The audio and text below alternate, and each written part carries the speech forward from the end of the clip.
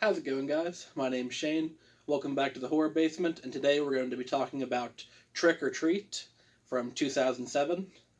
Now, this movie is an anthology film, so it follows multiple different individual and independent stories, but unlike other anthology films, which only Tales from the Hood comes to mind currently, this is not completely separate stories which are brought to you through like a framing device.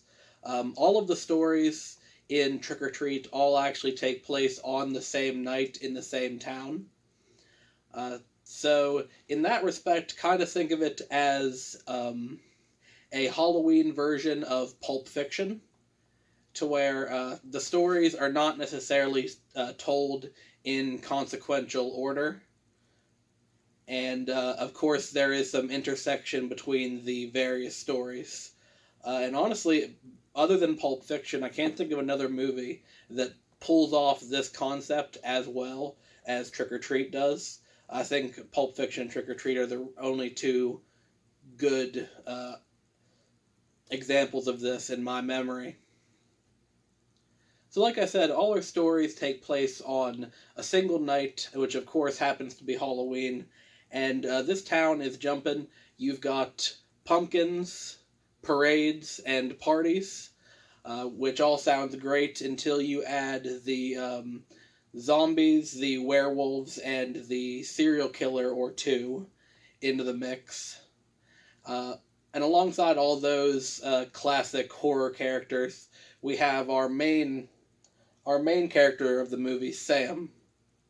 Now, Sam is, I think, mine and everyone else's favorite part of this movie. Sam, who basically goes unnamed and uncredited throughout the actual dialogue of the film.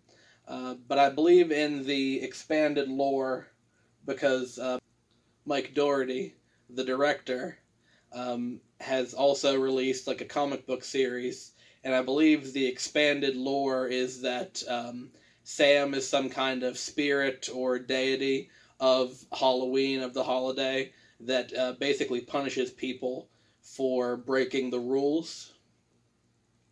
So you have a lot of drunken rabble-rousing and a lot of kids being little pieces of shit, along with a couple of murderers and sexual predators running around. And Sam, whether directly or indirectly, makes sure that they all get their just desserts. Now, the design for Sam I absolutely love it, because for the most part of the movie, he's kind of a background character.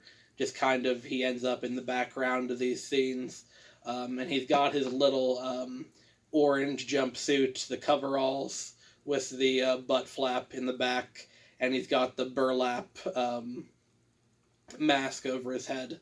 And from the looks of it, I think in many of the scenes where he's walking around, Sam is actually played by a real toddler, because he seems very small and just moves in an authentically kid-like way. But don't let that fool you, because when Sam decides to actually get his tiny child hands dirty and do some of the killing himself, he's the best part of every killer kid. Mix some Chucky in there, and yeah, he'll fuck you up real bad. And so overall, I really enjoyed this movie. It's not only a really great and creative film, but it's also basically a love letter and a celebration to all things Halloween.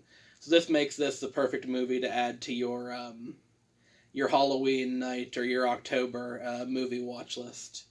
So that's going to be it for today's video. I hope you all enjoyed it. If you did, leave a like, leave a comment down below if you'd like to see me review some other movie, and hit that subscribe button to join the Basement Army, and I'll see you all in the next one. Thank you.